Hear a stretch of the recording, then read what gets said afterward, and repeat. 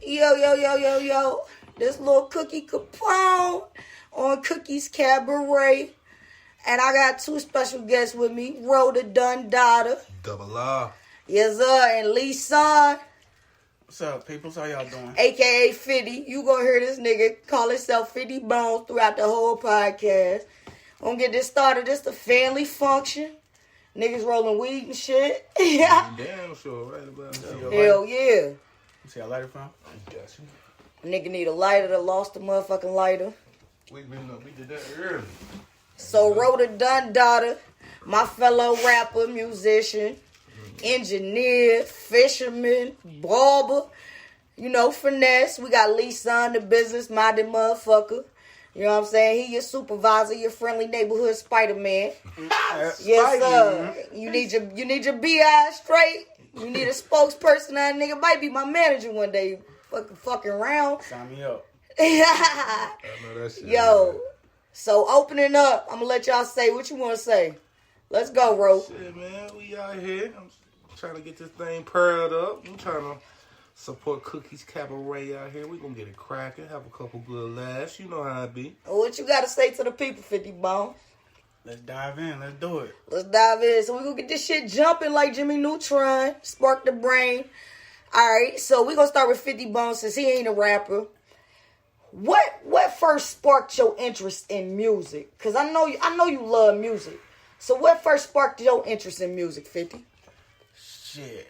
Sparked my interest in music. It'll probably be the relaxation it give me. A good vibe, good song.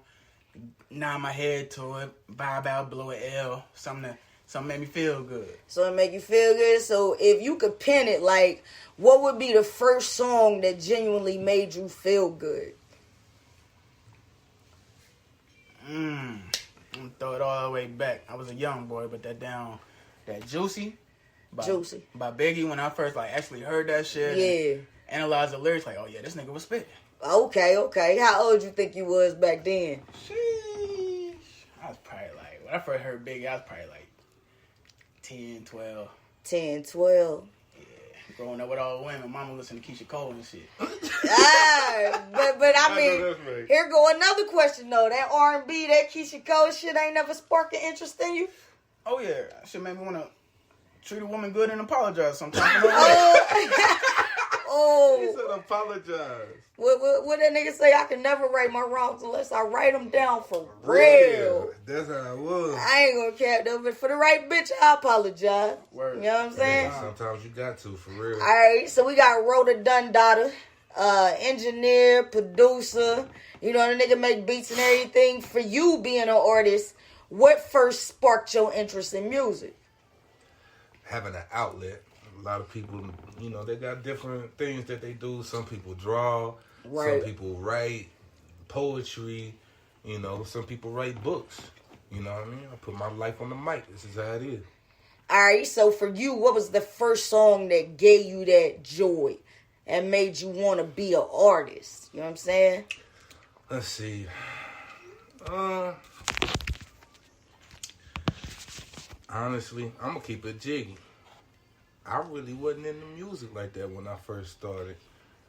I listened to a little bit of KRS-One. That's when I'm riding the whip with my pops, you know what I mean? Right. And other than that, it's some Gerald Levert and shit. I was like, I can't mean, sing. But if you could dig into your memory bank, my nigga, what would be the first song that you genuinely enjoyed? I genuinely enjoyed. Let's see, the first one? From a young buck. That's gonna be T.I., Paper Trail, Why This Song. Gotta be. All day. Alright, bet. Alright, so we gonna start with the non-rapper. Hold up, let me get my take. Alright, my first song that sparked my musical interest, alright, would have been Queen Latifah. Don't quote me, but I think it's Had It Up to Here. Man, that shit made me want to put shit the way she put it, so that was like me shaping me as an artist, you know what I'm saying? Yeah, that gave you the way you talk. Goat for real. Yeah, she was like, it's the LA, the TI, the FHOCY, the QEE, and it's a reason I must be myself. What else? Well, fame hasn't got me souped up, selling out sloppy, a poppy. There's so much to live for, therefore, here's more from a woman. All women keep the rumors to yourself, the overblown, homegrown, I know.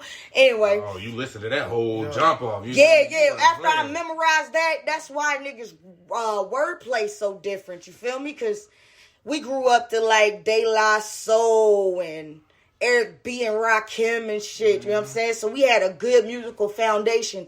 Not only that, you listening to like the R&B with the 112, but the first song that really sparked that would had to be Had It Up to Here by Queen Latifah. So we gonna go to 50 Bones here, aka Lee Son. Don't get it twisted. This the family function. Alright. What to you makes you respect an artist in this music game, and specifically a rapper? Consistency. What you mean by that? Elaborate. Cause niggas can drop one song. Even like these famous niggas will drop one song, that shit blow, and they feel like they got talent. Right. I don't agree with that. You know what I'm saying? Like you can consistently like a nigga like Drake. Even if everybody don't fuck with, it's gonna be that big selection of niggas that's like, damn, bro, this nigga spit. So what would be something like? What's your key thing that a rapper does to make them good, and if they can do it consistently, be a good artist? Bars. I don't want no. I'm talking like real some shit. You gotta be like, ooh, I got a stank face. Let me run it back one time. Like, shit what that would make me think. What would be one of them bars from any artist? From any artist? Shit, I'm gonna go with my little homie. That nigga said, damn, what he said. Damn, I can't remember that shit right now. I'm on the spot. Give us another one. Shit, I know he nigga told me, my value's high, but it ain't overpriced. Okay. Some shit like that. Like, it's shit like that. Like, damn, what this nigga just said? Let me run it back and see what he talking. You know what I'm saying? Alright. So, we gonna go to the Don Dada. That's Ro. You know, Ro faded it. Ro made the beat. Holla at me, son. What to you makes you respect an artist, or what do you feel like makes you respect yourself as an artist, if we can put it that way? The story. Alright. Word. Yeah, because like as an artist, if you ain't got no story, you ain't got nothing to say. Word. Period. You know. Right. I listen to a lot of music. I like mainstream. I like underground. You know. But if you don't have a story I can listen to, it's on to the next one. Time to press next. Now, does it have to be a story you can relate to, or can it be just the artist storytelling? The artist storytelling, because here's the thing, like, even in my personal music, I'm going to tell a story not a lot of people can relate to, but they're going to respect it. Because they can understand, you know, when I drop a song 90% of the time, it's a life song. Right. Right?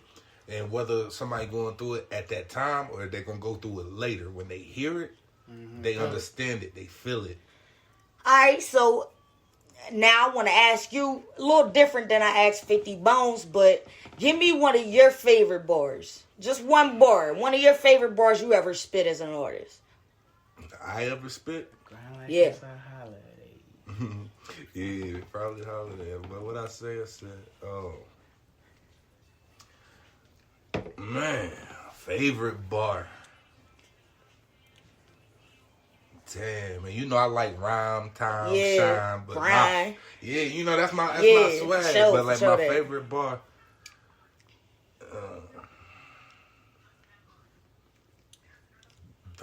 I ever said, bro. It real shit. It's crazy, cause I seen so many people go through this. What I said was,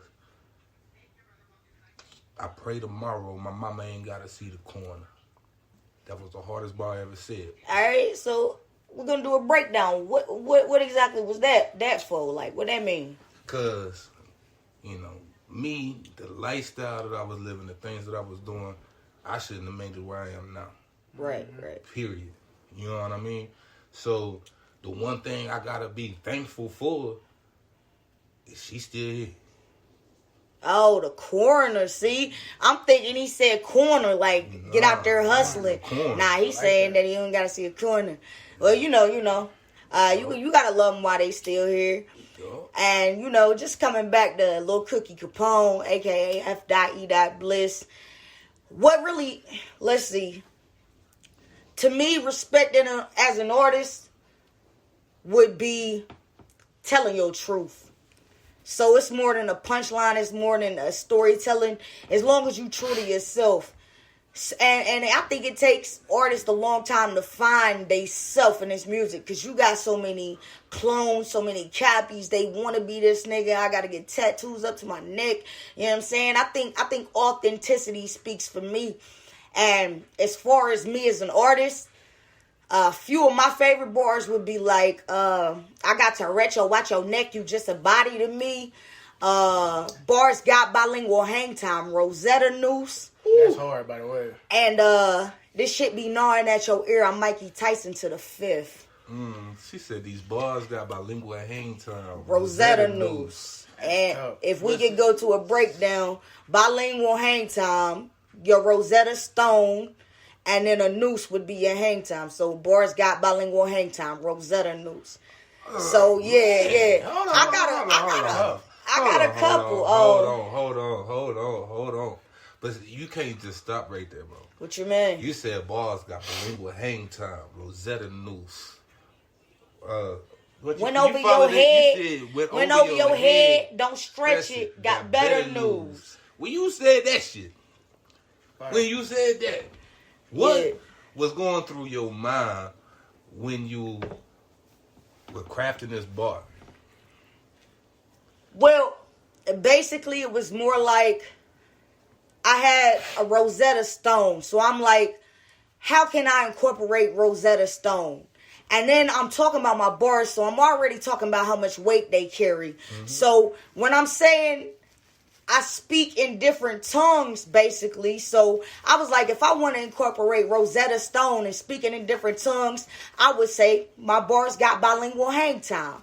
And then if you go bilingual hang time, what comes after Rosetta? Noose. You know what I'm saying? Went over your head, don't stretch it. Got better news. So don't hang yourself trying to figure Cook out. You know what I'm saying? So that was it. But, I mean, to double back to you, this is one of my favorite ones, and it was so simple. So simple. It was, got the old heads clapping in key. Kush flow, who on deck, got them bumping the heat. Yeah, like this shit goes so hard. I got the old heads clapping in key. Like, you can clap, but you can be off. But this nigga got them clapping in key. Like, that was one of my favorites. You know what I'm saying? That was hard. Yeah, I mean, as far as that go. So, Lee Son or 50 Bones as a businessman, how do you feel about having different trades or having different, options besides putting everything in one bag? Ask me that one more time. All right, how you feel about having different trades? Like, as far as my nigga Dundada over here, he a barber, he a fisherman. This nigga like to golf. He's an engineer, producer. He make the beats, you know what I'm saying? And he's a rapper, so he would have different trades, you know what I'm saying? And me as a rapper back in the day, about like 12 years ago, my only bag or my only trade would have been this music shit. I put it all in one bag, you know what I'm saying? So if that fail, I ain't got nothing else to fall back on. So you as a businessman, as elevating in your positions, how would you feel about having different trades or different bags? You're supposed to. That I feel like it's even niggas with bag, like I'm gonna just say like Lil Baby, Lil Dirt now. Yeah. Niggas like that, they got side businesses. Like Shaq. You know what I'm saying? He a perfect example because that nigga Papa John's. That nigga he's selling insurance. Like, I mean, you gotta have them different bags because if something go left, I want to know, am I alright tomorrow? I don't want to struggle. So you gotta have them different bags. You gotta know how to get the bag because everybody, it's easy to get a bag. Let's not just be honest. It's easy to get a bag. But who can really keep it and maintain it? So what advice would you give these young niggas, 50, that feel like they got one thing they good at or one thing that they invest in they all in because they feel like hustle will bring you profit? So what advice would you give these young niggas about exploring different trades? Learn to be comfortable in a room with somebody that don't know who you are. Alright. Deep. That's something my main nigga told me. You know what I'm saying? So Yeah. you got to be comfortable in being in areas where you're not comfortable. That's true. You got to be able to put yourself out there. I know when I started my job, I was like, man, I ain't about to do this. I still got the streets on my mind. Like, I want to go home. Like, but fuck that shit. Look where you at now. Yeah. All right, so we gonna ask the Dun Daughter, the jack of all trades. Mm-hmm. So what advice would you give these young niggas about, one, putting it all in one bag, and two, how to open their mind enough to explore different trades? Well, I don't know. In life, I learned that regardless, I probably even told you this, like, regardless on what you do, if I want to be a rapper, just the dream, just because, you know, everybody know me as an artist. I want to be a rapper.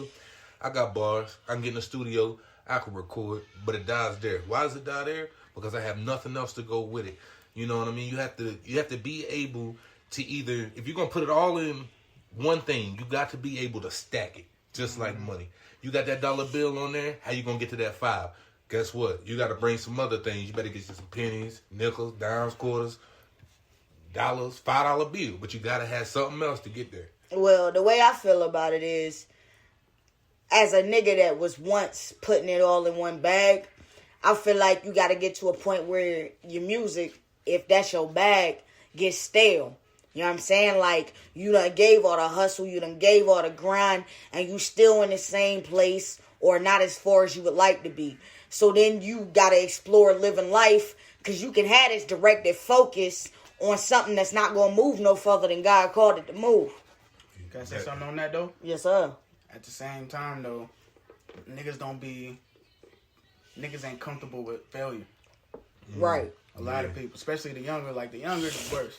Like, people don't be too comfortable with accepting failure and am I gonna be able to bounce back? It ain't even am I gonna be able to, when am I gonna bounce back? Yeah. You know what I'm saying? See, but what I learned from life is that as long as you get the lesson out that failure, it's not really a failure. There's not too many mistakes, and I can say this with confidence, that I make twice, knowing better. You know what I'm saying? So they scared to fail. You putting all this overdrive and you missing how to live life. Cause you know how long it take to get on from this rap shit. Most niggas don't just post a video to YouTube and become famous. But then you realize, damn, my kids gotta eat. Damn, the lights gotta stay on.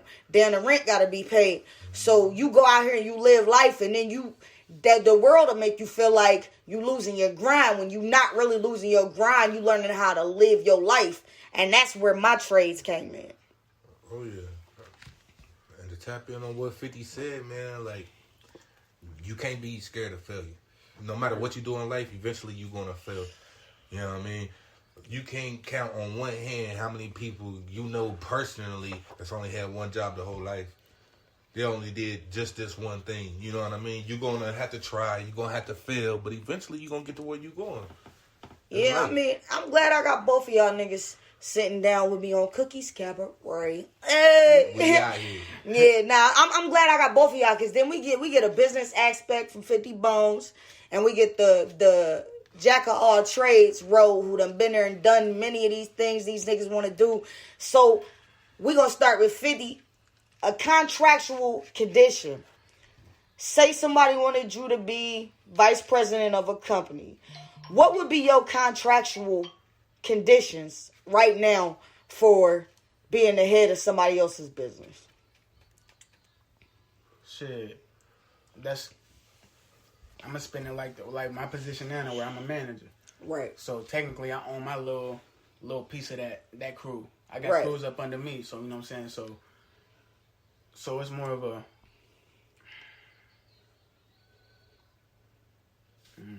I don't know how to explain it. It just gotta be. Well, basically, what I'm asking is, what are your do's and don'ts in that contract? Like, what will you stand for and what won't you stand for? So just give me the conditions of your contract if you were able to pick your contractual conditions. Shit. Train me the way I need to, no matter what it is. Okay. Give me the game. Make sure I'm good to go before you throw me to the wolves. Because when you throw me to the wolves, you're going to look at me different if I can't succeed. Your ship going to sink. Going to sink. So proper training. Proper training. I need respect behind that, too, at the same time. Because I'm not stupid. I just need your help. All right, so I like that one. That's me all over. Yeah. So with you, Ro, what would be your contractual conditions? Either, because you got all kind of trades, so you can just pick one. Mm-hmm. What would be your contractual? Because I'm gonna do the artist part. My conditions to my contract. So like, I don't know. For me,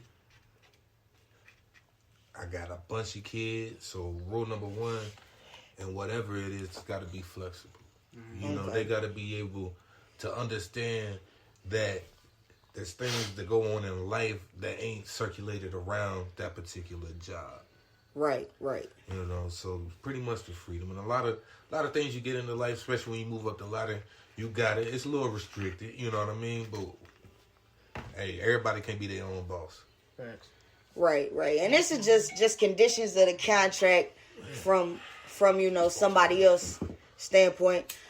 Mine as an artist, in order for me to sign a contract, one of my conditions would be freedom of speech. You know what I'm saying? Like you. Because, I get on here and do these podcasts, and there's a lot of opinions people don't agree with, but I can't be hushed on what I feel to my core. You know what I'm saying? Right. And to be put in a demographic that's not me, trap music, drill music, I would have to be able to express myself freely, because I'm more of an artist that's more to the spiritually minded, open-minded people, you know what I'm saying? So I'm not going to be your favorite artist if it don't speak to you. Right. You know what I'm saying? Right. Let me ask you something then. What's up? So, as an artist, say we're going to say Quality Control ran up on you right now. Rock Nation, it don't matter what label. Mm-hmm. Like, shit, let's sign it. So you lay out your contractual agreements, and they can't honor that. What would you do? Now you want a real nigga answer? Yeah, you know. Real nigga answer is it run deep for me. All right?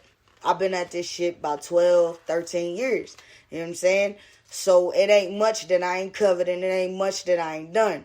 So as far as that contract, they not being able to set my conditions, I won't sign it, because the Lord ordained me to be who I am, and I will not settle for less. And then on top of that, I got different trades that I'm in where I can support myself, so I'm not in need of the money or to force a contract. The goal in life would not to be rich, but to have a peace of mind. So if I was a young nigga about 10 years ago, rich, make me famous. But where I'm at now, if God ain't ordained it, I'm not going to touch it. I felt that.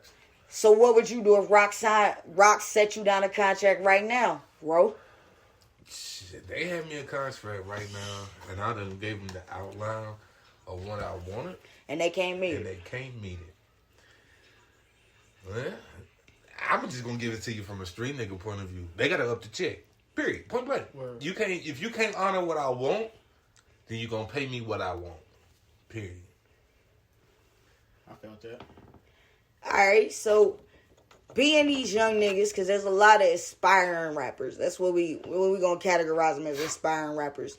What do you think the cap is, if there is a cap, on the age you can get on before you lay down the hammer? This day age, real shit, 28 to 35. 28 to 35? Well,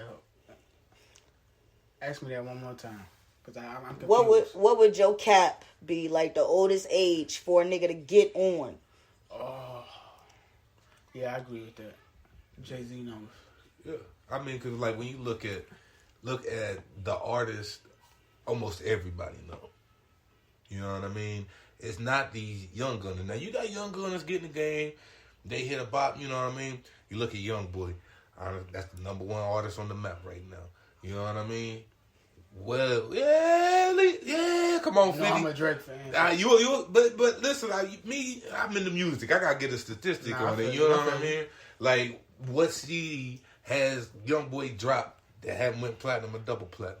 I just feel like if you're not, as a person, you know when your momentum is stopping and when your motivation is gone for certain things. So, like, if you feel yourself hitting that wall, you gotta pull out. Because if you go past that wall, you're gonna crash. You're gonna crash. Every time. Yeah. Alright, so on to the next, let's say about our names. Alright? So your street name 50 Bones. Tell us a story, how that happened. 50 Bones. Everybody always said I look like 50 Cent. Some agree, some don't. But so it was just 50 for like forever. I used to hate when people called me that shit. And then once I got older and started pulling people's aunties, I was like, hell yeah. Yeah. My nigga said, he pulling their auntie. That's real shit. He had to put some more then, like that Bones came, RP my nigga Jalen. We played the game. We used to play the game all the time. That nigga 50 Bones on the mic. So that's how 50 Bones got started. Dope. Alright, so Fado, in case they didn't say so, what would be the how your name got started? Tell us the story. I'm gonna keep it $1.50, man. I used to go by the Black Stallion. That was my thing. You know what I mean? Yeah, that don't fit. And then, hell no. First time I went to an actual studio. This nigga red anyway. He said, "What are you, some kind of male stripper?" I said, "Nah, man." I said, "Shit, this is what I go by." You know what I mean? My pops looked at him. He was like, "Look, just hear him out." Pops paid for the little session or whatever. On the way out, nigga looked at me. He said, "You no longer that Black Stallion." I said, "Then what the hell am I gonna be?" He said, "Pharaoh." I said, "Man, what the hell make you think Pharaoh gonna work? It don't even sound good." I didn't even like it starting out. And then he was like, "Rule number 1 is brandable. You can build on that. And if you carry yourself, and the way I see you carrying yourself today, seem like royalty. So Pharaoh fit. That's been that ever since. Yeah, I am." Double law. Yeah. Double law. Hell yeah. Well, y'all want to hear the story about Cookie or Effie? Because you know them two different people. I want to hear the story about Felony. Felony. All right, listen. It used to be Felony, right? I'm going to tell you how that started. I was trying to come up with a rap name because, you know, Ro had sent me my first track to drop a verse on, and I'm trying to figure out a rap name. I was like, shit, Missy Elliott hot, she misdemeanor. I'm going to go harder. I'm going to be a felony. You know what I'm saying? So this nigga, Ro, go to basic training. He left me the studio.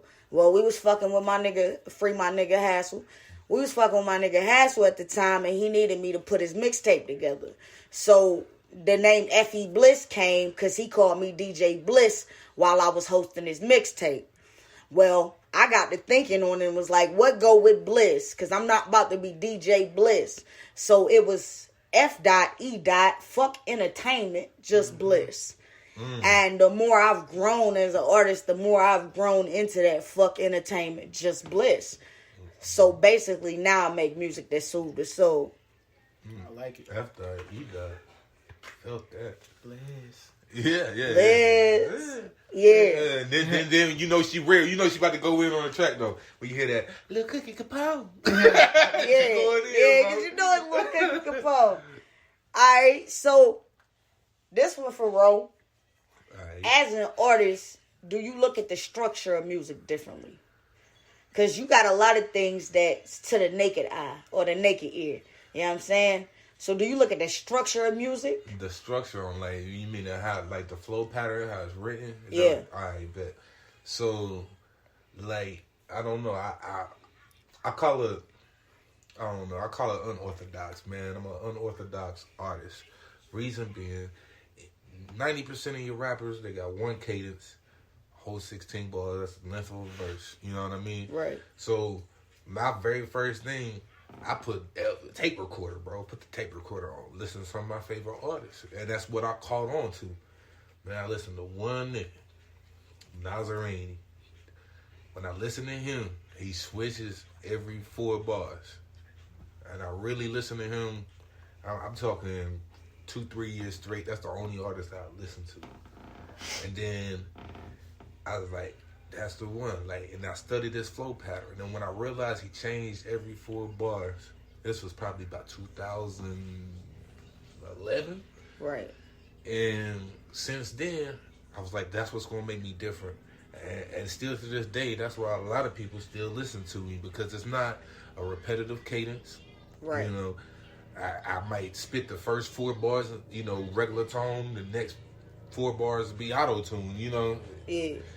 But it's got to make some kind of change. And I write music in stanzas, which is poetry, which happens every 4 lines.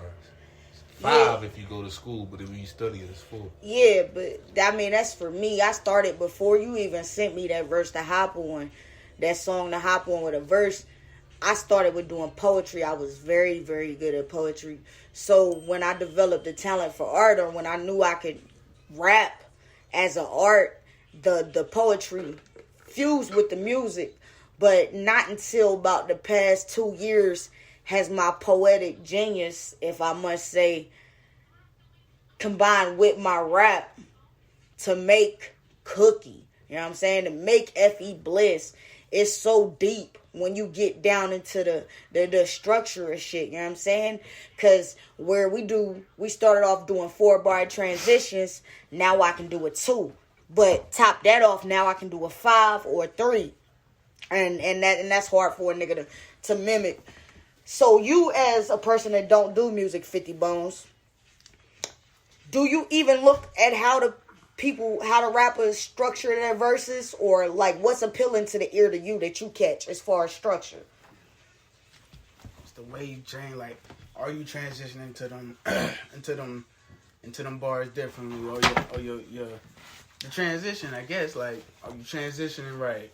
Just from like a listener's ear, like, you on beat, like, are you running the beat, or is the beat running you? Like, it's little shit like that. Yeah, I felt that, 'cause especially like a lot nowadays, man. A lot of your producers, they force the artists to change now. Back in the day, it used to be the same tone straight through the beat. Now these producers nowadays is putting drops in, breaks with uneven, pauses into the beat. That forces that artist to have to change his flow on that beat. Makes it a lot easier. All right, so do y'all have any controversial opinions? On what? Just any one, period. Any controversial opinions that you believe to your core that go against everything the world say? The Steelers the best NFL team in America. Oh, yeah, he drunk. Dead on arrival. There DOA. Super. See? DOA. Point proven. He talk like he play Call of Duty. Right. Nah, hell no. Yeah. Somebody gonna have to come revive you after that one, cuz. It's all right. Listen, man. You need rest. All we need is a new coach and a new quarterback. Leave me alone. We gonna get there. Damn. Yeah. A new city, too? High key. Oh, a new team and just be Nah, what you mean? No. You said a new city? I mean, where else you gonna go, where you can just ride a ferry? I mean, that shit like Chicago. And you're not even on the ferry 30 minutes. By the time you get done eating, you at the other side. Pittsburgh, where is that? If you make it out alive. Hey, listen. Hey, look. Hey, you get lost in 3 rivers. I ain't gonna lie. If you make it out alive, then shit, you got a controversial opinion? I do. Chick-fil-A is low-key trash. That's the Lord's chicken. What the fuck is y'all talking about? How you gonna say that's the Lord's chicken and they closed on Sunday? Because that's the day you rest. Who said? Because everybody go to church in church, praising the Lord. And the 7th day he rested. So the fuck did the chicken makers? Yeah, but hold on. When he made the earth, what's up? Hold on. He about to blow past us on some other shit. Hold on. Nah, man. You about to say they funded by the KKK or some shit? Nah, I ain't even going there. I've been missing Snapple for years because I boycotted that shit. Only thing I've been doing is keeping myself thirsty. Snapple? Funded by the KKK, cuz. Damn, I be drinking the hell out of Snapple too. Oh, yeah. Nah, you can't even come to me. What you find? Chick-fil-A was originated on a Monday, so why they... why they need that day? The Lord created the earth in 6 days and rested on the 7th. You talking about the creation. Sunday just happened to be that 7th. But listen to me. Hear me out. That's the Lord's chicken. Okay? Now on Sunday, you're going to go praise the Lord, right? Mm-hmm. But you ain't going to have his chicken. You ain't going to have the chicken. That's why they get the chicken from Kroger's. Good. Come on, man. Them church functions with the daggone chicken from Kroger's. Big box. Dry ass breast. I like back in the day, man, when the church folk used to go to Hardee's. Give them something different. Nah, man. My church folk ain't never did that. Oh, what? Shit. That Hardee's chicken was smacking. All right, we about to get in the thick of it. We done did our music shit. We done promoted who we is. Now let's get into the thick of this shit. Y'all ready? Let's see what you want. Thick of it. All right, so first, the thick of it. Describe yourself as a man. Ooh, me? Both of y'all. You go first. Oh, shit. You go Describe first. myself as a man. Describe yourself as a man. Ooh, nigga, I'm sexy. I'm Yeah. Hey, listen. My head ain't the only thing big, goddamn. It's like, I'll play. Oh, shit. Little cuz closed her ears. Describe myself as a man. Hold on, you gonna take a second on that. Describe yourself as a man. The dun daughter. That's Ro right there. Double R, man. If I had to describe myself as a man, it would be devoted.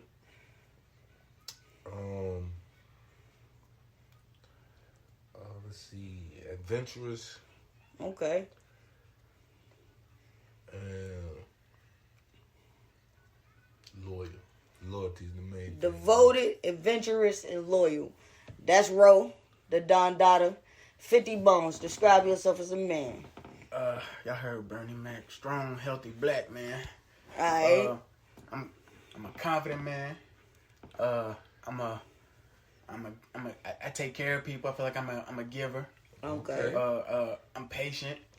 Oh, You know what I'm man. saying? It's little shit like that shape 50 bone. Alright, so the world would say, as a man, you gotta be a leader. You gotta be the breadwinner. You gotta be loyal. So do you think by what I've described as a man that you meet the mark as a quote-unquote real man? Oh, of course, hands down. But here's the thing, a lot of people fuck up. You know what I mean?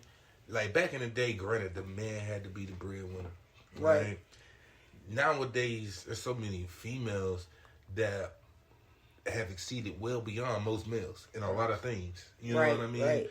So like, that part, you know, hey, look, breadwinner, I bring that bread home. You see what I'm saying? But, hey, there's times when niggas lose jobs. Niggas gotta flip that burger. You know what I mean? And that girl gonna bring that breadwinner. But at the end of the day, don't make it no less of a man. Why? Because if a man is with a woman, it's equal parts, man. There ain't no 20, 80, no 30, 70 out here. You know what I mean? I feel like you just described the pride of a man. The pride of a man? What you mean by that? Men carry a lot of pride. Right. So, like, if he feel like, and this is just me being real, if Right. a man feel like he always got to be the biggest breadwinner, he's got to do all this extra shit to keep people happy, you know what I'm saying? Like, if you feel like you got to do all of that, and it's still not good, that might be a pride thing. Mm-hmm. Like, women like to categorize men by pride sometimes. Yeah, that's true. If that makes sense. That was just what, like, the world described to me as a real man. Like, knowing the both of y'all, though, y'all uniquely y'all own, but y'all still real men. And I think the thing that makes y'all real men to me, knowing y'all individually, would be that y'all didn't go to the pride aspect of it. Y'all took key pieces of your personality and kept it with honesty being you. I've never been in a room where I seen y'all niggas switch. So to me, yes, y'all would be real men. And the stereotype of being a real man, if you gotta conform and make yourself fit into that, you're not a man at all, because a man stands on who he is and who he was born to be. Mm-hmm. So, yes, y'all are real men in my eyes, knowing both of y'all. Oh, yeah. Appreciate that. You gotta stand on that. Oh, yeah. I definitely feel like I'm a real man. Yeah. I done put food in refrigerators I ain't ate out of. Yeah. You know what I mean? It's been there for people when I ain't have it. Right. But sitting in the same position, we gonna flip the script. What do you feel like a real woman is? Oh, yeah. I need somebody who gonna help me elevate. That's a real woman on all aspects. If you're gonna help me motivate mentally, physically, emotionally, financially, you perfect. I ain't gonna say perfect because nobody perfect, but you definitely what I need. Yeah, right. Yeah, exactly. So what do you, Ro, would be a good woman, quote unquote? A good woman, know her path. You know what I mean? Like, you know, when you get into, like, I mean, shit, you know me, Don Dada, a hoe. I mean, like, the younger, that, like, they don't have no path. You know what I mean? They're, hey, yeah, I'm going to do this. I'm going to go to school, all this. And they don't go to school. They never finish out what they're going to do. Like, that's not a real woman. Why? Because just like a man, a woman got to stand on. You know what I mean? Like, right. She say she gonna do something, you know, as a man or even as a child, you expecting that woman to do it. You know what I mean? Regardless. Right. You know. I feel like me, myself, what makes me a real woman would be, even though I am a dyke, and that's just how I classify myself, I'm still a woman. I still have that feminine energy. To me, what makes me a real woman is that I'm a strong woman. Mm-hmm. I'm opinionated, and I won't let anything that's not good sway me in that. Mm-hmm. My heart is kind. I know how to take the back seat, and I know how to take the wheel. So you don't have to always be the breadwinner. I could be the breadwinner. But if we had that communication and where I respect you as a man and you respect me as a woman who has an opinion, then we can make that work. Because honestly, I'm going to show you all my flaws and you can walk away, but I'll never be a burden to anybody. Right. So I can be a mate to somebody, but I can also be alone because I know how to love myself. And that's what makes me an excellent woman. It's because I don't need your attention, your praises, or anything like that to validate myself. So when I'm loving you from the excess of which I love myself. So if you ever fall off from getting it, having the energy to love me, I can love myself, and I got enough overflow in my cup to love you. Okay. So let me switch it up on you then. Okay. Let me switch it up on you then. You know what I mean? Especially because you hit that love topic. What's up? So, what do you think that it takes for a partner of the other sex to have in a relationship with you? Like, what kind of quality do they have to have? What are they going to have to do to be there with Cook to get that little excess overflow out of that cup that's running over? Put me in my place. Stand on your opinion. And have no malice in your heart. So everything that comes from you, whether it's right or it's wrong, is coming from a place of love. And you got to be able to, just like I said, I can steer the ship if I need be. You got to be able to pick up where I slack. But honesty and putting me in my place. Because I don't like a person that I can run over top of or doesn't have an opinion of their own. A.K.A. submissive.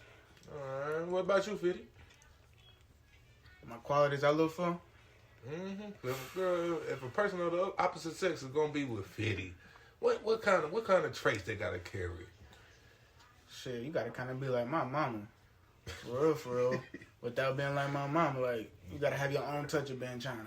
Yeah. Because like my mama cook, she clean, she go outside, hit the garden, cut the grass. You know what I'm saying? We ain't had no man.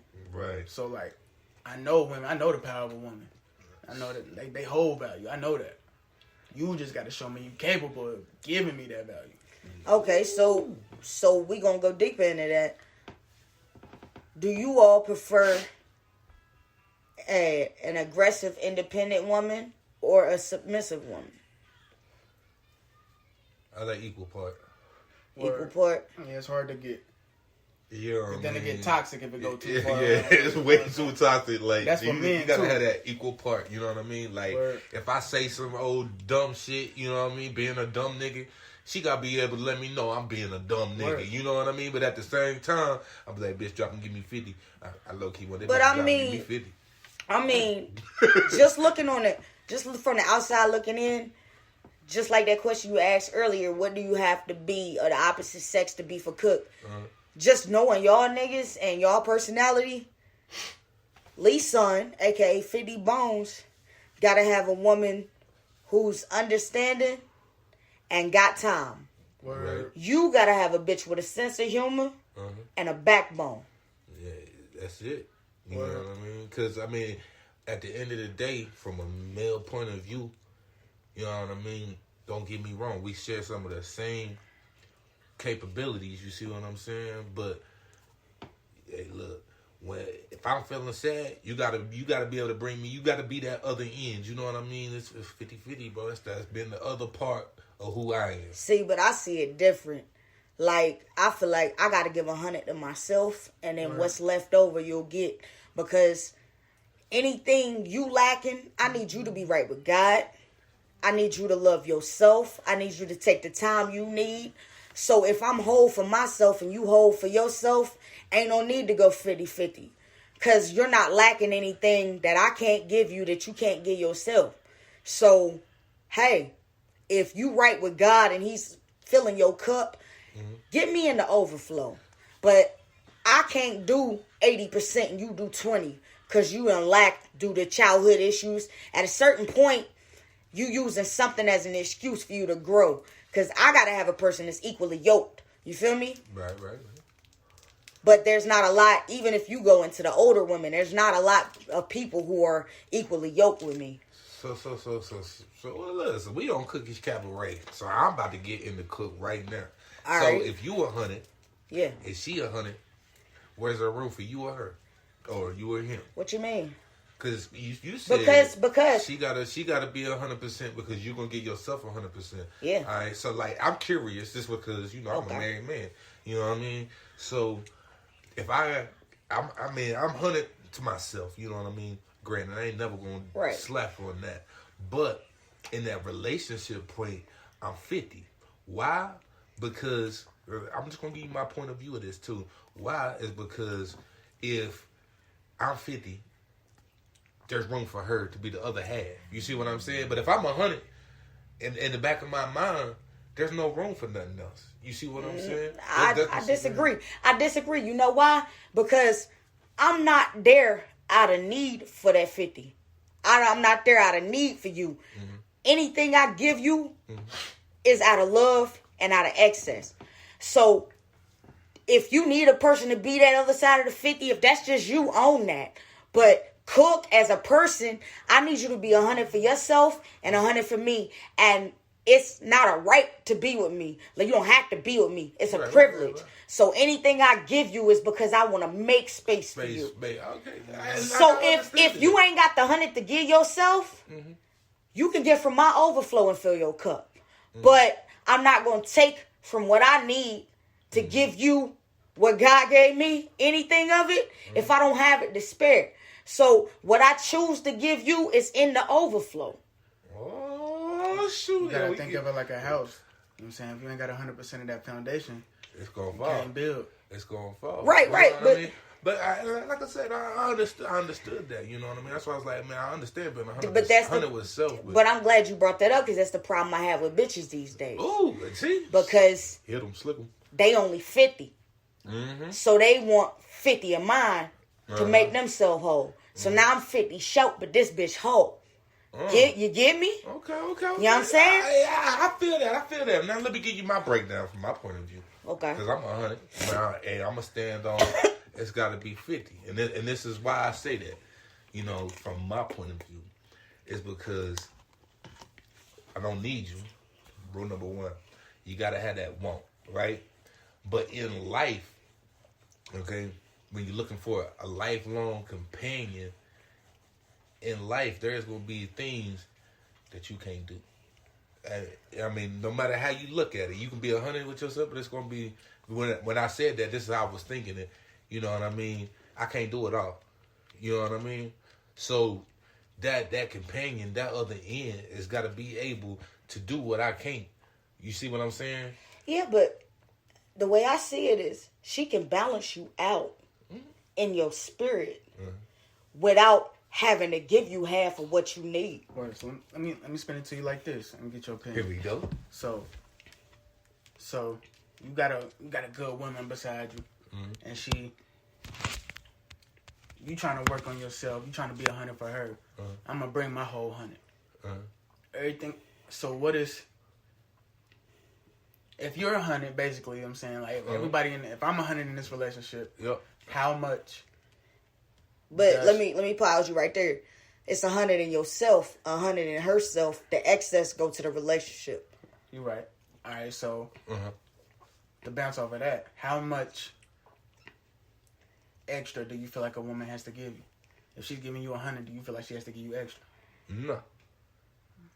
Why? I don't. You feel like you got to. You feel like you have. do you expect her to catch that overflow of your cup? If I'm overflowing, and you come into my life, and you grabbing that excess. Yo, yeah, you grab it. Do you feel like a woman is supposed to grab that excess? Or do you feel like it's something you gotta help her get that cup? See, but here's the thing. If she got 100 and she got overflow, got me. And y'all got a house, so all your overflow is flowing to anybody in your house, then everything within underneath you, which would be your children, your friends, whatever you categorize as priority, is receiving blessings and love that's in excess, right? So what you asking basically is, can she get the access? That's why I need you to be 100, because I don't need you to need the excess. Right. But I think I know where you're going with this when you was asking how much the female should receive, all right, or how much am I going to expect a female to receive, and that goes back to why me personally, I'm the other end. I don't do 100% because life in general, even itself, is a learning experience. All through life, you're continuously learning. Okay, so. If in life I'm going to continuously learn and I'm expecting to learn from them, how can I claim 100? 100% what? Because my cup is this size right now, so I can still be full and not know everything I need to know. So when my cup gets larger, he going to feel that too. So as you grow, that's why you find somebody equally yoked, because y'all going to grow together. You feel me? And anything that you don't have right now, your cup is not big enough for it. Okay, so now I'm going to ask you the crazy part off of what you just described. Is if y'all both are at 100 and y'all both rising together, there's no overflow. Why not? What you mean? Because y'all right here, both of y'all 100%, right? So if you rise together, because both of y'all 100, so they're going to rise at the same time. You see what I'm saying? You can't rise at the same time and expect anything to come over. One has to fall short in order to have room for the next one to fall in. No. You looking at the overflow as in somebody's on top of somebody. And it's never that. There is a bucket at the bottom for your overflow. Okay?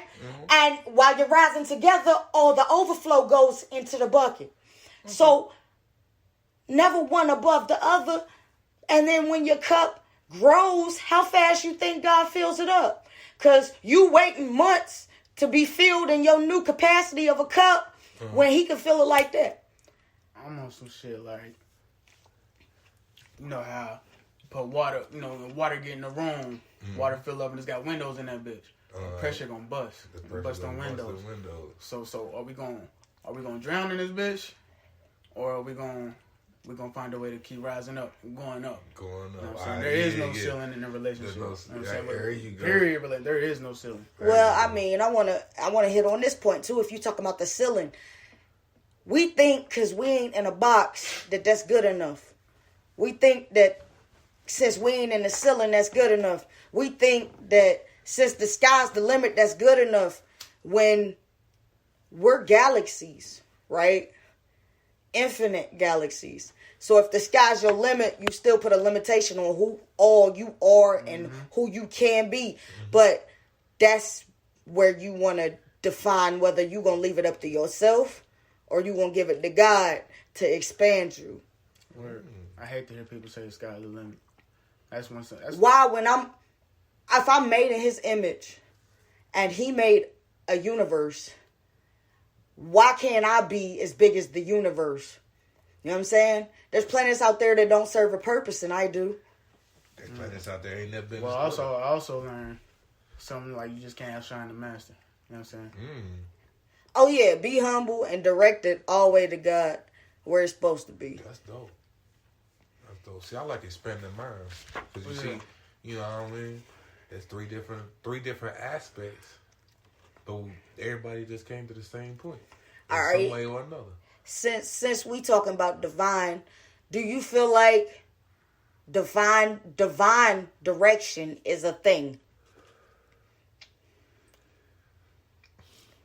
You have to elaborate for me. People say, and this is going against the grain of what the world taught you, because man always fail you, and sometimes his teachers will too. So, do you feel like you still hold the power over your life as far as your direction goes? Is it all on you and your mistakes? Or is there divine direction that guides your life? Oh, yeah. Definitely. Now that you put it like that, I definitely believe in divine direction. Because I look at it like shit. Every time I go to God and I ask him a question about what my life is going next, he going to give me 2 options. I got 2 doors. Every time I open that door, I got 2 more doors. Right. So now it's just about the doors I pick. It's about I choose my life. It might be already planned out for me, but now it's up to me to make them choices. To make them choices. Yeah. Okay, so then see, like, go ahead. I didn't see, like, on my point of view on it, like my standpoint, basically going off of his is like, hey, I got 3 doors. I'm gonna pick these doors. You know what I mean? Now, do I believe in it? Yes. My point of view of it is that when I'm going through anything, it sounds repetitive, but it's all in a learning experience. You know what I mean? But, you know, you asked me if I believe in divine direction. Yeah. I'm going to say yes. Right? But I'm going to say yes with a parentheses quoted note beside it. Okay. Simply being is because there's a lot of times, you know, I believe in God. You know, Christian, been in church since I was a kid. You know what I mean? But there's a lot of times when how I move determines my outcome. Now, do I believe there's a set date and time? Granted. But in between that, it's me. And I say this reason because, say, just simple something everybody has. You know, say you got lights getting ready to cut off. A lot of people's experienced that in life. Yeah. All right? That's honestly a hardship. One of the worst ones to go through, especially as a new adult. You know what I mean? When you first transitioning, you on your own and all. Now,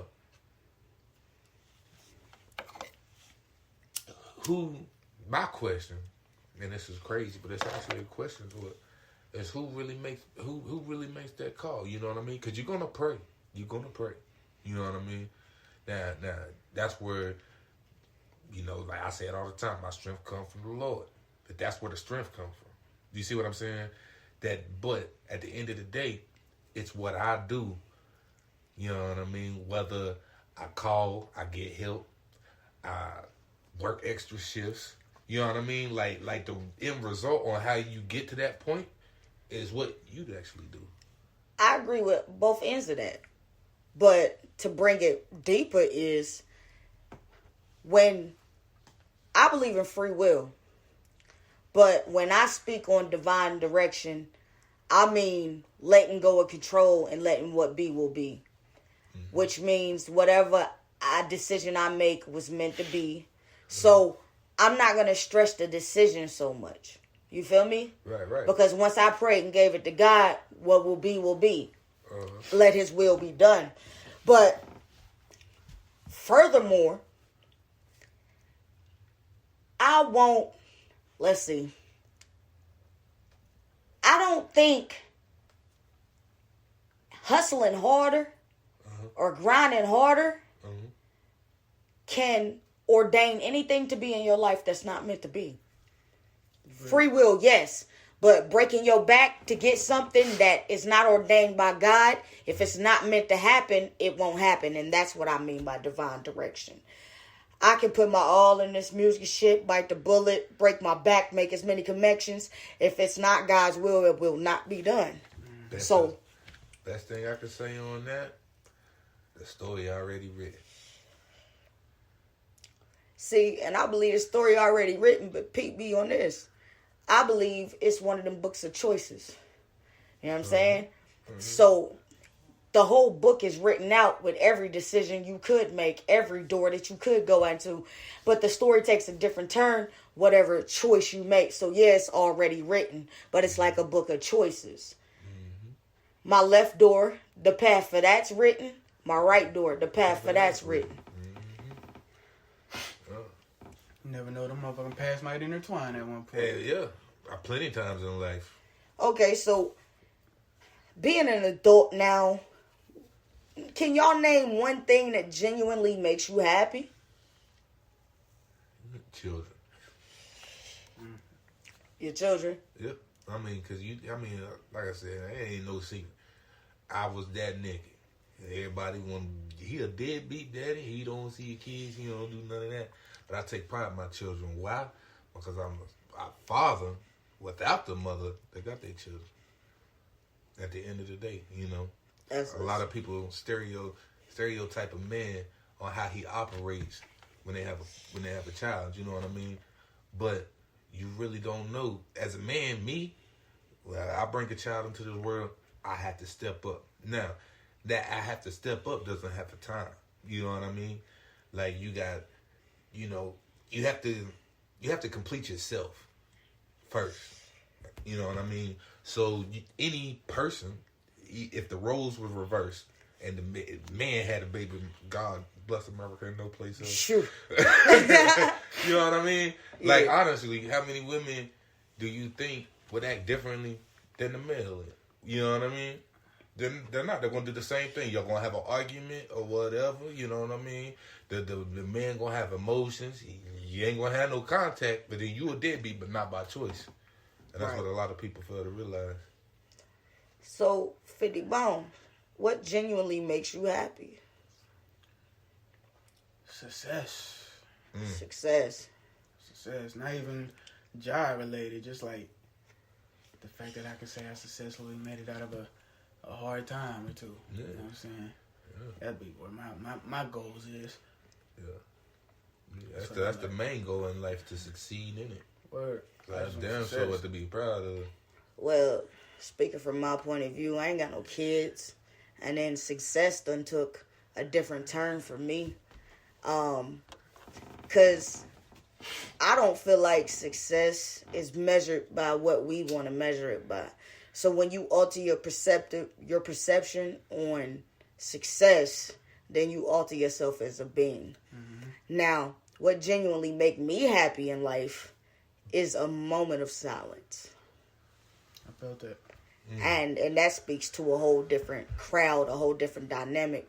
A peace of mind and a moment of silence is what genuinely makes me happy. I definitely felt that. A peace of mind. All right, so we gonna set it off. We gonna set it off. Right, This is a crazy one for y'all. All right.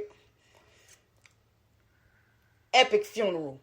How you want your funeral to be, bro? Oh man, I want them Run Epic DMC funeral. necklaces on everybody. I mean, I'm talking about. I want you to look so ugly because you're wearing so much weight that you look like that black nigga. What's his name?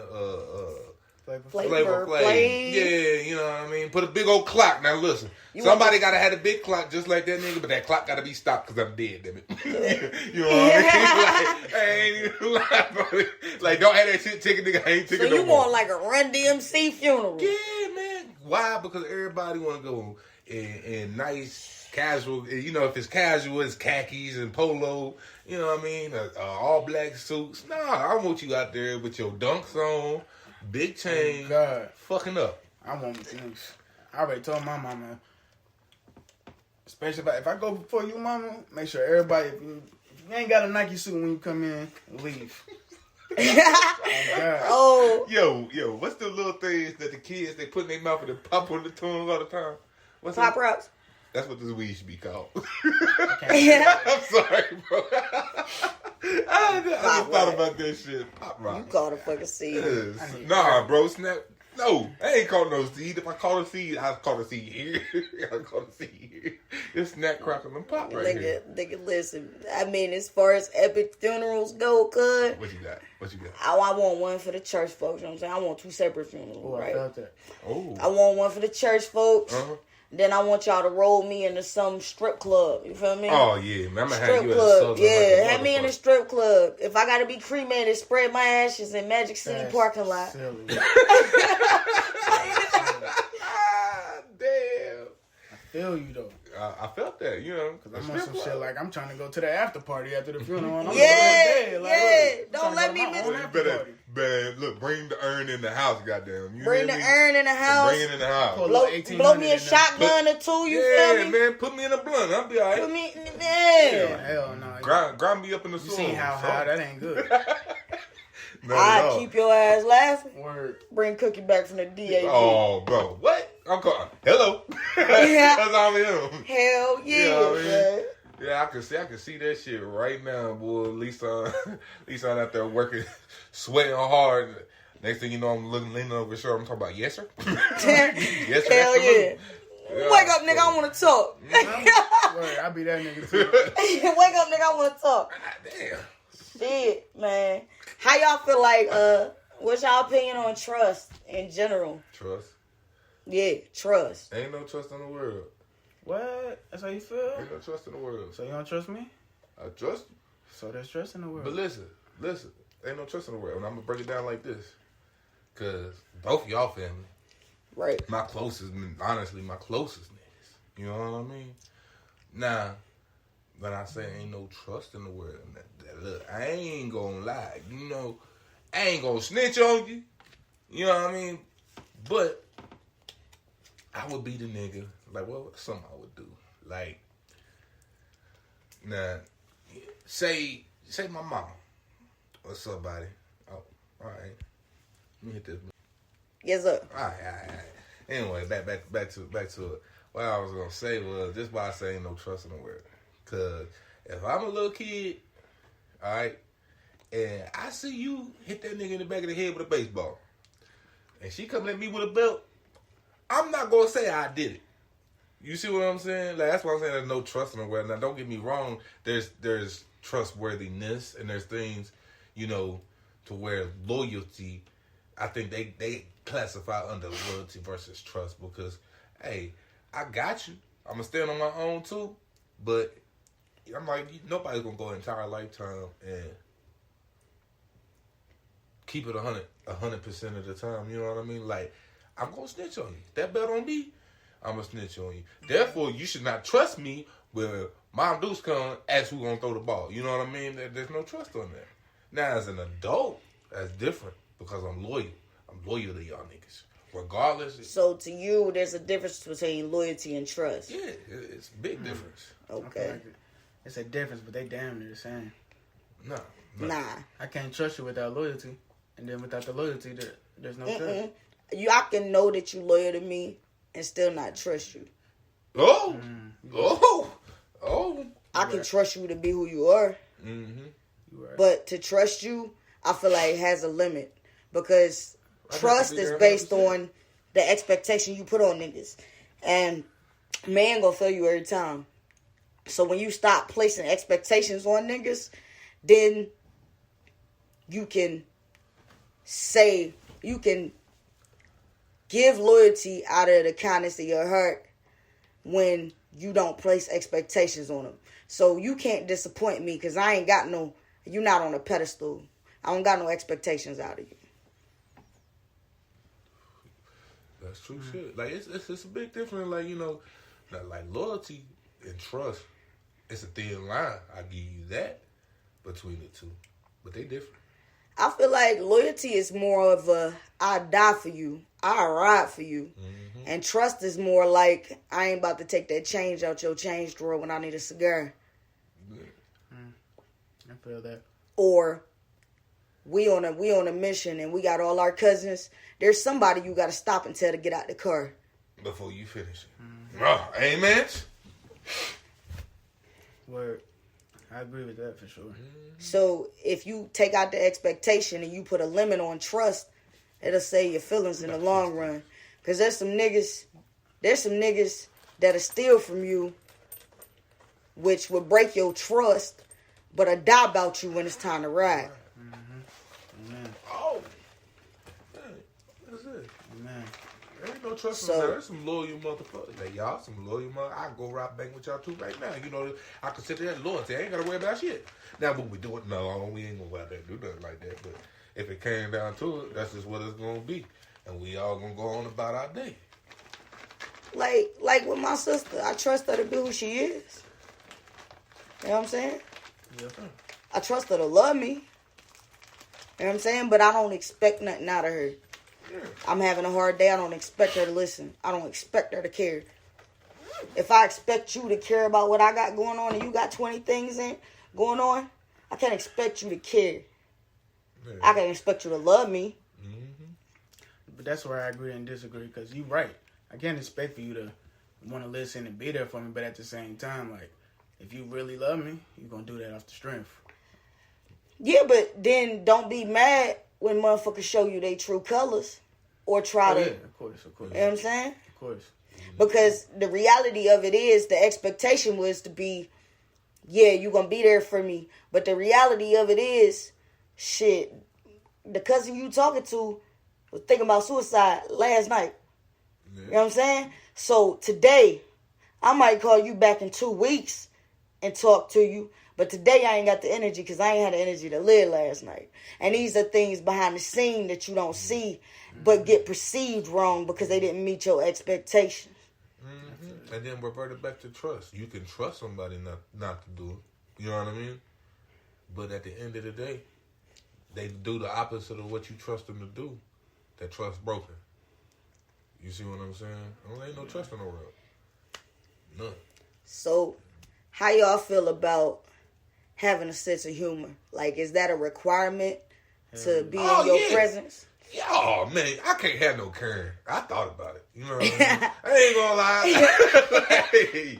You can't have no Karen because, you know, if you mad 24/7, right. I'm mad 24/7, and we in the same place, oh, man, I'm going to jail. I feel like if you ain't got no sense of humor, you wasn't meant to be in my life. Because I'm going to laugh about the shit that's not funny. I don't know, because y'all clown about some stuff that be funny as hell, niggas.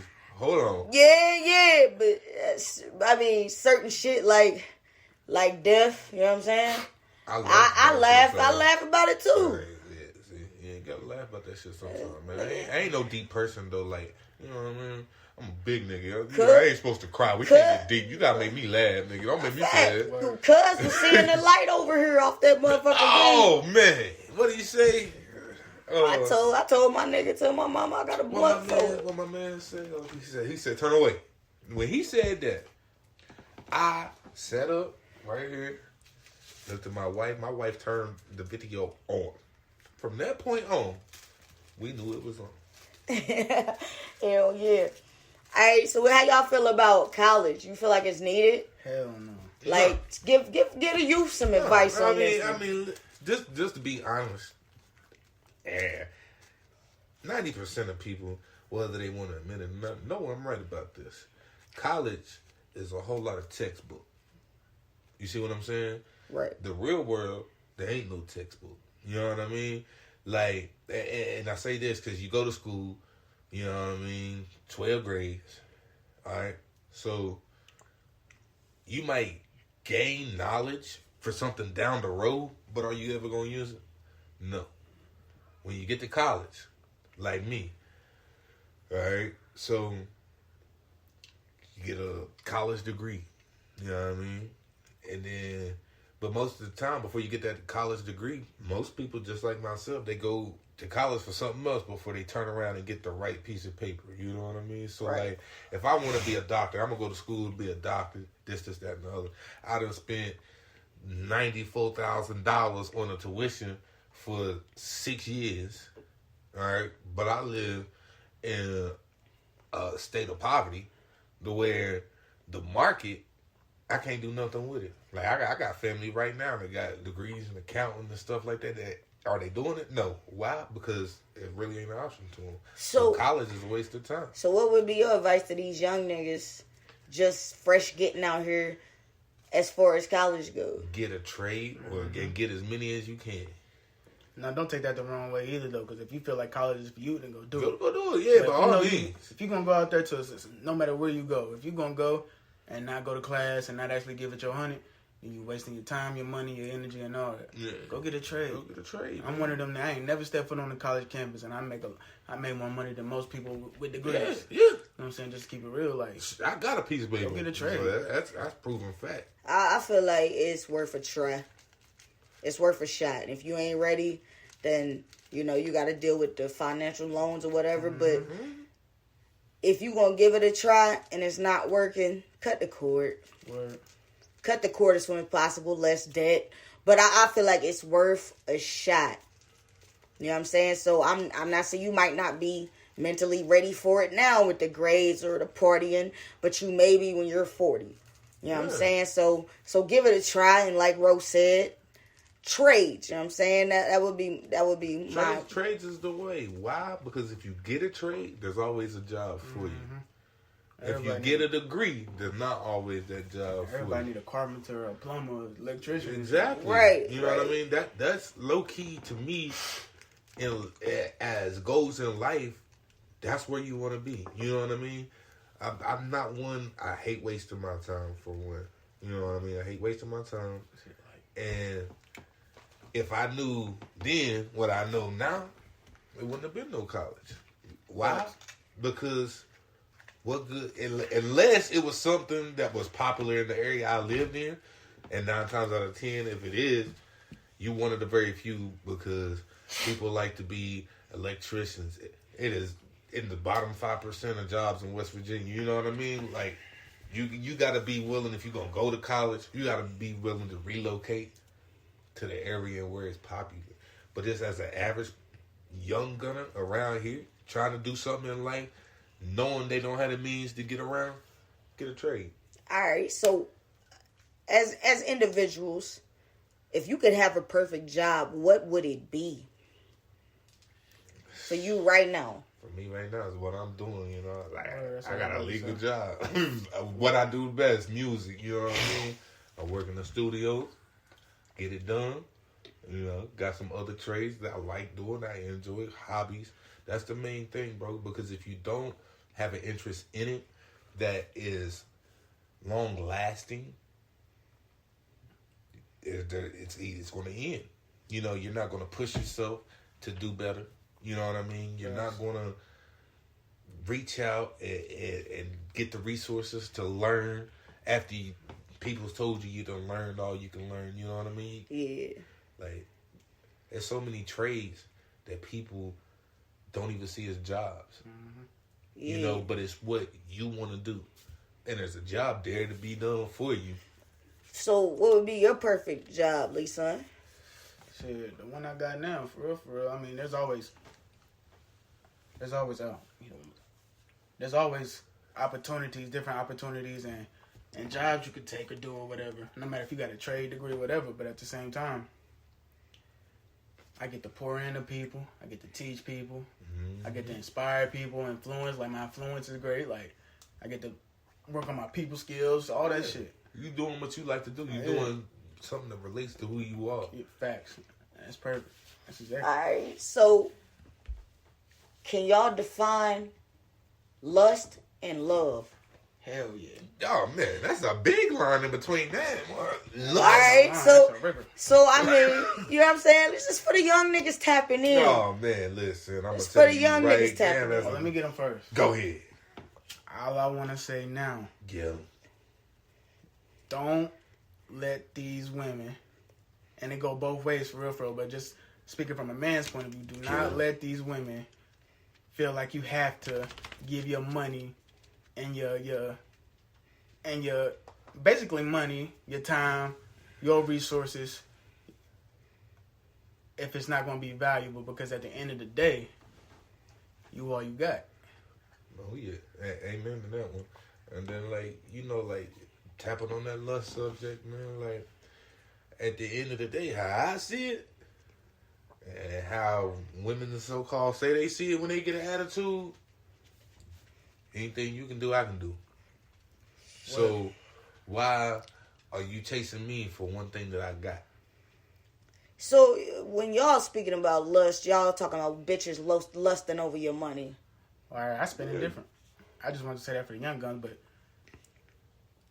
if all you can do is give me a little sex, you can't make me no sandwich or nothing like that. That's a lust stage. That's lust. That's all lust. That's just to simplify it. Like, if we not deep with this, and it's not, I know we're not connected like we need to be, then that's lust. But once you hit that connection and you find somebody you really vibe with and fuck with, that's real love. That's real love. You know it. Because you don't have to force yourself. Word. You know what I mean? And lust Lust is a verb. Love is a feeling. Fuck it. Lust is a verb. Love is a feeling.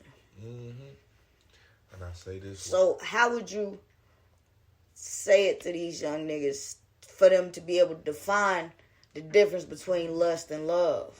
Lust is an action. Lust is an action of somebody being there. Like, if I could explain it, a lot of women, a lot of your little uppity women, or whatever you want to call them, they will sit there, get with somebody just because he's a lawyer, or they mama said it, or they daddies. That's lust. You know what I mean? Love, I don't have to work on that. Like, when I'm in the presence of my spouse, I don't have to force myself to move and act a show just for her to be there. You know what I mean? That's male lust. A lot of males do it. Like, you know, they'll go out every time they go on a little date with their little girlfriend. They want to be the cleanest nigga. But like, at the end of the day, if it's love, when you got motherfucking that 3 on the top, 2.5 on the side, she's still gonna be there holding you down, whatever. When your hair fuck up, ooh nigga, you ugly, I'm gone. Or they with the man down the street. You feel me? Yeah, I feel like for me as a woman, lust would be like sexual attraction, physical attraction, and to add to that, it would be something new. You know what I'm saying? A new feeling. It wouldn't be that feeling of love, but it's new, so it's interesting. You feel me? So you may miscategorize that as love at some point because somebody's new and they making you feel different. But when it's love, you know it's love. So have y'all ever gotten in a relationship out of boredom? Hell yeah, too many times. Yeah, what? Into one out of boredom? Hell yeah, man. I dated this one girl, she ain't even got no top teeth. You know what I mean? But then, look, I was bored. You know what I mean? I ain't that bored. Hey, listen, I don't give a fuck what you say. Everybody get lonely eventually. You know what I mean? And then once you hit that point, you know what I mean? Hey, I hit that point one time in life, you know. Went through a divorce, really didn't want to be all out there like that, so I got me a little dust bucket. Every nigga's done it. Mine just didn't have no teeth. You know, but I was bored. They ain't want that. You know what I mean? Yeah. What about you, Fitty? Shit, I done had a few of them, like, they had all their teeth, but I at least was on some shit like, what you gonna do for me? You know what I'm saying? Like, you trying to go buy this 2K for me? Have it ready for me when I get home. Oh, them the best ones. You know what I'm saying? That's when I knew that was Faker's relationship. Oh, You trying to bring me something to eat? I know you about to get off and shit. You tired, but keep bringing me something to eat. yeah. Yeah. Like that was saying that's what fake You was relationship. bored. You had bored. fun. You know what I mean? Like, So do y'all feel like that, in a sense, is playing with a bitch's emotions? Hell yeah. on purpose. Which is On sad. purpose. Yeah, I purposely done it. Like, you know, like, when I get with you out of boredom, okay, I made that choice. So you ain't had no conscience behind it, or because there's a lot of bitches gonna listen to this and be like, Hey, listen, I don't care how many females is listening. Every female know, and they done had that one man. You know what I mean? Yeah. They done had that one to where, hey, nigga, I'm bored. You know how many bitches told when I was a side nigga back in my side nigga days, bitches, yeah, nigga, I fucked you because I was bored. Once they get a man, you know what I mean? Like, hey, it's a hobby. it's a hobby. So you don't feel bad for like the hurt you caused some of them? Well, not really. Not really. So why wouldn't you? I don't know. The nigga, bro, the nigga laughing his ass off. Yo, cut. Because I know I'm being real, but What you got to say, No. 50? Let him. I know, me personally, if we ain't on that, once I feel that vibe, like, yeah, I don't want to be with you like that, Mm-hmm. I'm going to tell you, like, I don't want no relationship. Yeah. But you're in this right here, right now. Like, I just want to be real. I don't want a relationship. But a lot of females don't like that. They damn sure don't. But then that's when it goes to playing with your Spidey powers. Yeah. For real.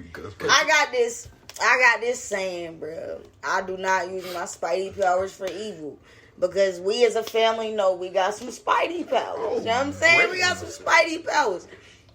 So, any bitch I've ever been with out of boredom, I felt bad for it. For hurting a bitch. You know what I'm saying? But here's my borderline. If I kept it real with you, right, from the motherfucking jump, Yeah. and told you I just needed something to occupy my time, don't come crying to me. hey, listen, Don't come crying to I me. told you, I communicated. we communicated, That, hey. and that's another thing, bitches. Y'all swear y'all want communication, but as soon as a nigga honest, I'm mean or an asshole. Man, what? Word. I'm a dog. I'm a dog. You a dog? I'm gonna keep it real. Cause How many people was before me? 100, right? 99,900 million. You know, whichever one. 525,600. Yeah, you know what I mean. Yeah. Then, oh, you a dog. Oh, you a pimp. You a player. Oh, yeah. Not like. I was bored. Yeah, Not personally, bro. I done kept it real with a few bitches. Like, I'm just saying, I ain't got space for you.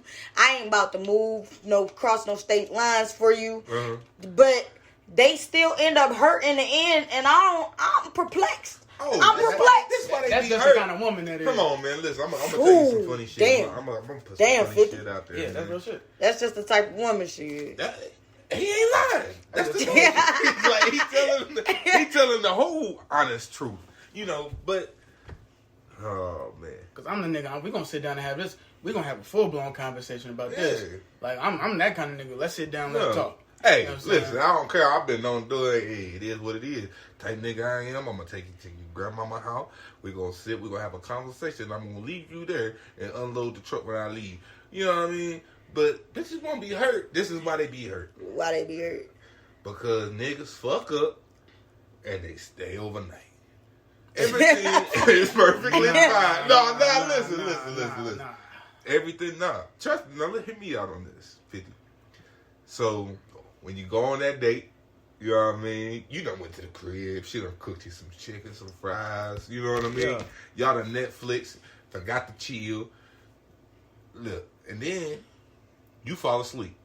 When you fall asleep, at natural nigga reaction, I'm gonna put my head right on that TV. You know what I mean?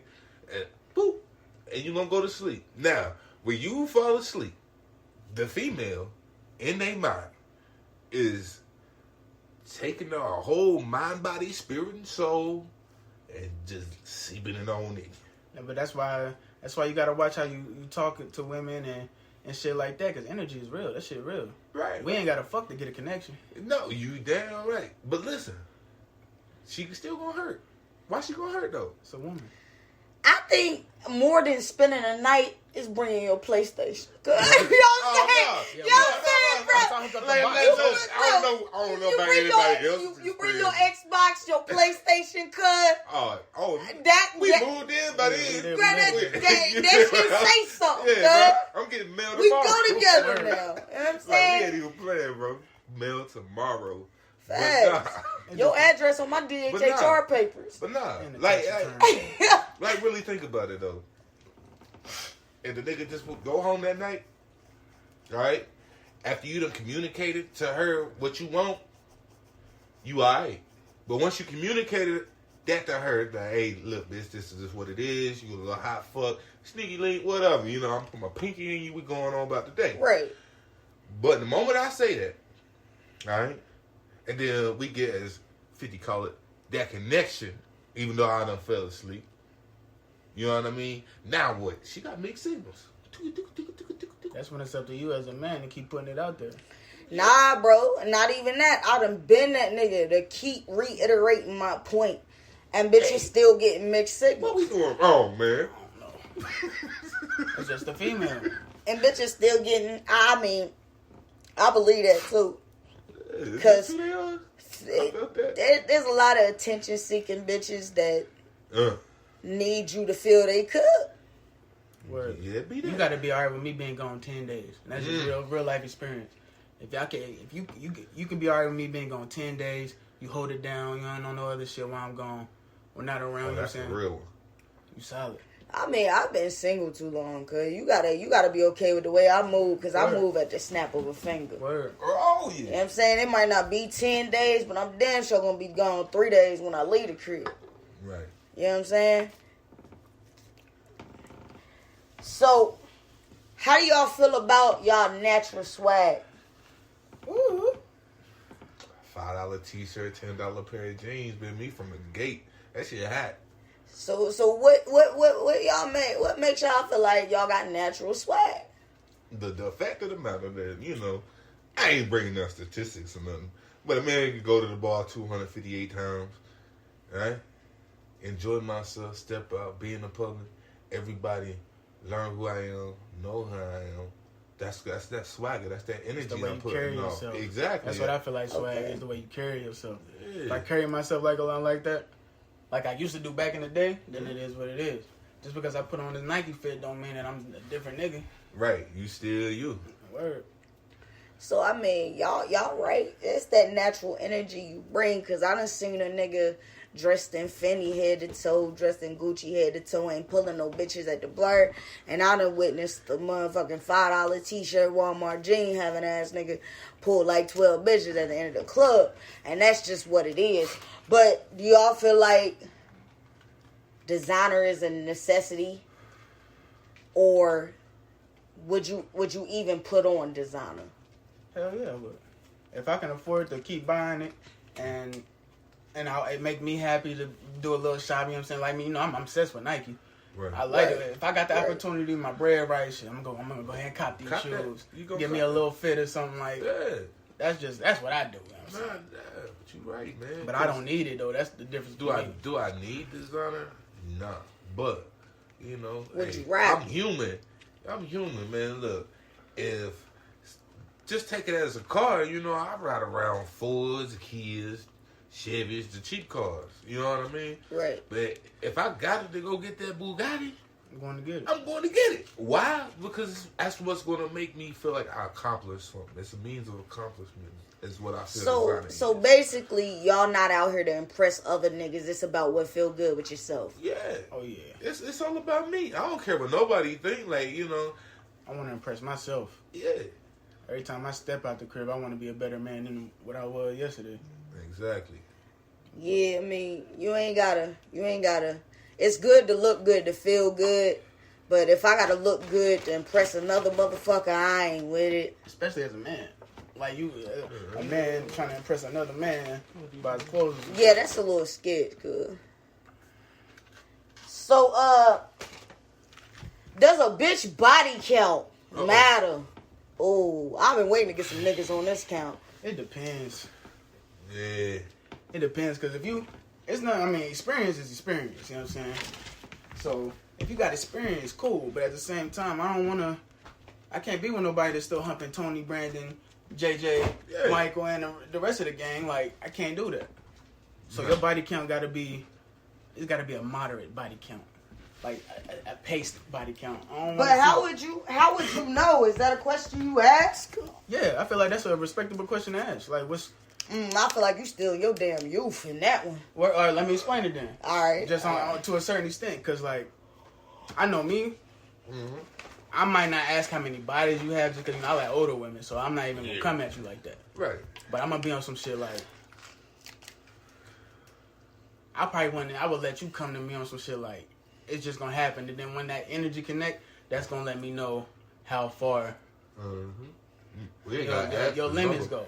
You know what I'm saying? Like, your experience is going to show within this first 10 minutes of that Netflix and chill moment. So I'm going to ask Ro before I put my opinion in this shit. You feel like body count matters? And now, for a man like me, I can't. Because at the end of the day, I can't judge somebody on what they did before me. Because I did me. You see what I'm saying? So that's how I look at it. Well, I mean, I don't think it count. I don't give a fuck. Yeah. You know what I'm saying? I want you to get all that out your system. That whole, you know what I'm saying? You got 5,500, bitch. Oh, you need something I did for my hand. Right. You know what I'm saying? As long as that bitch ain't got no shit that's viral or something. Oh, yeah, bro. Now, listen. Yo, if you get that vibe, and she up there, you better get that little thing that's about 4, 5, 8 times. Yeah. My whole thing is, if it was in the past, it's in the past. But if you still got John Jacob Jingle, Harris Schmidt, I mean, if you still fucking with all these motherfuckers, you can't fuck with Cook. Oh yeah, nah, you can't be proactive. Hell.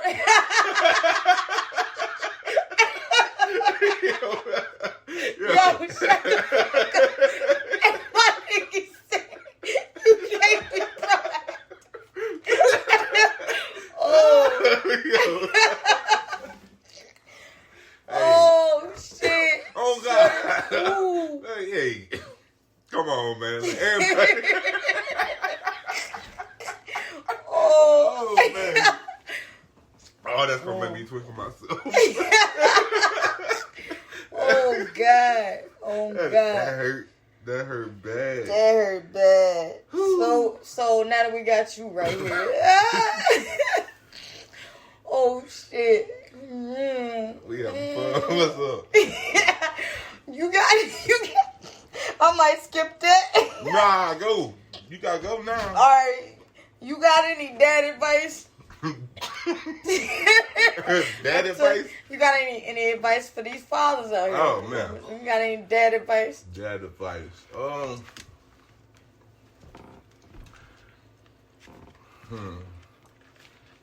I got some uncle advice. Do as Right. Yeah. All right, here we go. Father advice. See that later. You gotta bring your children up how you expect them to be. You know, you can't sit there and try to do everything perfect and give a child a false hope of a life. Because sometimes that's not how life unfolds. You know, you don't want to show them the worst things. You know what I mean? Right. But you gotta let them see some of the bad things so that when they do grow into adults, they understand. Because I've seen a lot of people, you know, being with different people, you know, females, or moving in with, you know, friends, anything like that. Like, if you ain't never seen it, heard of it, but, you know, once you experience it, you don't know how to react. Right. I ain't always going to be here.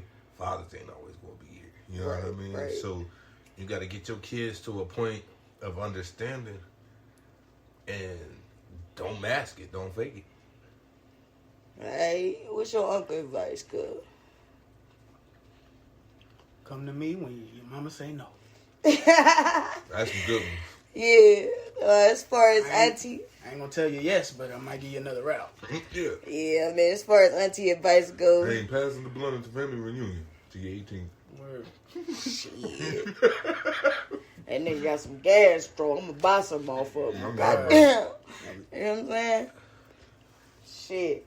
So how y'all feel about plus size women? Love them. Gotta be something, do something. Damn. I ain't expect that. What's my favorite, bro? Huh? Big niggas like me. Like, hold on. Now, here's the best thing about plus size women, honestly. They are way more confident in self. Yeah. Yeah. Yes, sir.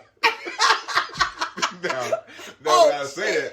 Yeah, holla at me, cuz. Now when I say that. Side note, what's up? Now when I say that. I ain't talking about the little ducklet you hit on the side in the middle of the night. The one that's built like that evil dude off Sonic, Dr. Eggman. Man. She built like the new little what they call that shit on the game. Everybody play Fortnite, man. The new splash that you drop and it turn you into that little liquid man, little bubble. Long as she ain't built like that, it's alright. But listen, plus size women, because that's not saying extremity. I ain't talking about no 400-pound women. They in a different bracket. That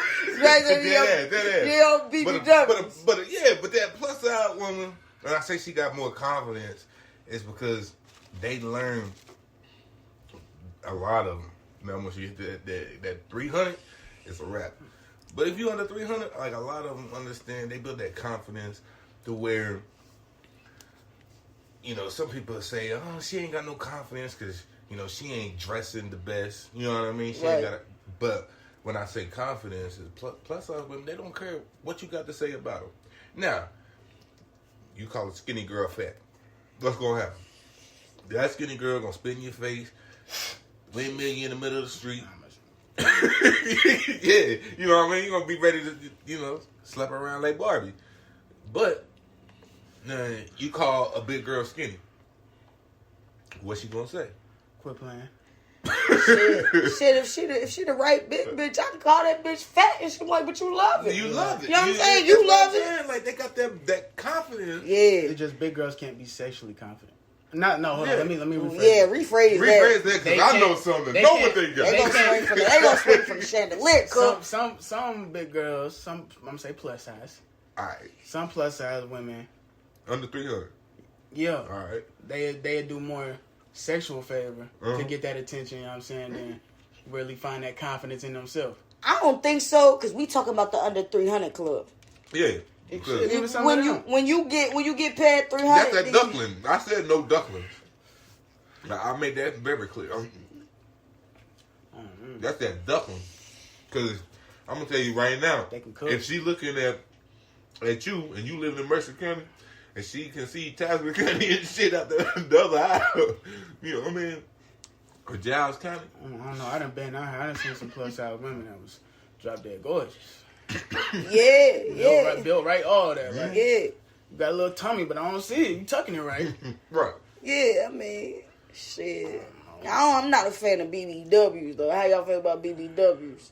They're my 400 plus. We gonna even get a 300. I'm gonna tell you right now, if that bitch can afford my hip replacement, I'm there. You hear me? Oh shit, it's the jiggle, ain't it? Man, when you hit that gun, yo, really? Woo. Yeah, bro, that little wave to come off when you pop that. And then swept a little 50 off his feet. Yeah. It took you about 2 weeks to get up out of what you got in the dick. Yeah, he had a belly free. Yeah. He let her on top. She ain't supposed to have a man cave now. Damn. He let her on top, man. It was a wrap. Almost broke the joystick. Goddamn it. It just depends on how you carry yourself. For me, like I don't even I got standards, of course. Like I got what I like. But at the end of the day, if you carry yourself decent, you ain't got titty sweat on your shirt and shit like that. Like we can do something. Oh yeah, what? I'm gonna take you to goddamn the crab shack. We're gonna have fun. Have fun. You know what I mean? Yeah. She might be mad everywhere we go out to eat. Might be a buffet, but I promise you. I'm fine with that. Hey, look. We both happy. I like to eat. But nah, man. Plus size women, they filled out, man. You don't want to be, I guess some people like, when I look at you and I see your rib cage hanging on out at me, you know what I mean? You got them triple Z minuses when you got them breasts and shit, bro. Nobody wants to see that. Like, BBWs, plus size women, they fill it out. You know what I mean? Now, some of them take it the extra mile, but they stretch it out. They fill it out. When you a man, you want to work out. Cause why? Cause you want that body to fill out. That's your plus size women. Being a plus size woman myself and the under 300 club, it's a very good spot to be. High key. Yeah. It's a very good spot to be. Like, I'm stocky. Yeah. I'm stocky, but nigga, you can't tell me I ain't beautiful. I don't give a fuck. Right. If I ain't for you, I'm gonna find the next John. See, you can't nobody blow you over. You want to get a plus size woman. You know what I'm saying? Even 300 up. But a plus size one, they a little sturdy. But she's still gonna be a lady. So I know if I'm out here and some shit pop off, you might hit a nigga for me. Yeah. Ain't no might to it. You gonna hit off on it and it's gonna hurt. They gonna pop off, stomp them in the mouth. You know what I mean? Like, come on now, they can hold their own weight. And can cook. Oh yeah, cook. Oh yeah, cause they gotta eat to get that size. They cook the best. Even the white ones. Oh, I don't know about that chicken cook. Nah, man. Put them in the sucker dry and eat some. Okay. So, how y'all feel about y'all tattoos? Cause I know y'all got tattoos. So, what's the meaning behind y'all tattoos? Not individually, but. Oh, okay. Yeah, I'd have to give it to you individual because, like, I mean, you got a lot of them. I ain't about to go through all that. But yeah, I don't know. It's a temple. Word. That's it. That's low key my story in a certain way. Like, all my tattoos reveal everything I love, for real. Yeah. Everything I stand for. Everything I stand for. Mine the same, you know what I mean? I got music, loyalty line, kanji. I just wish I wouldn't have got jail tattoos, but other than that, bro, you can't get no worse than that one. Look at that. Oh yeah, she a little ugly. Yeah, man. Like Jeepers Creepers, nigga. Hey, listen, one needle hard to deal with and be still. Shit. Yo, I got this other page, but we gonna cut this shit short. We gonna cut it short. All right, Me and you can do a part 2 if you want to, bro. Or you wanna just keep rolling. Hey, might as well just get him an extended segment. I know he gotta go soon. It's 11, 12, yeah. Oh yeah. Yeah. My bedtime. Yeah, it's not that time. Well, we gonna dismiss 50 Bones, and me and Ro gonna come back to you. I'm saying this has been Cookie's Cabaret with the family function. We got Rhoda Dondada. Double R. We got 50 Bones. Y'all be cool, man. You know what I'm saying?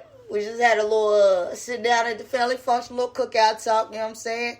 Very beneficial, but tune in to part 2. We gonna take off with Ro Faded It Legit. Yes, up.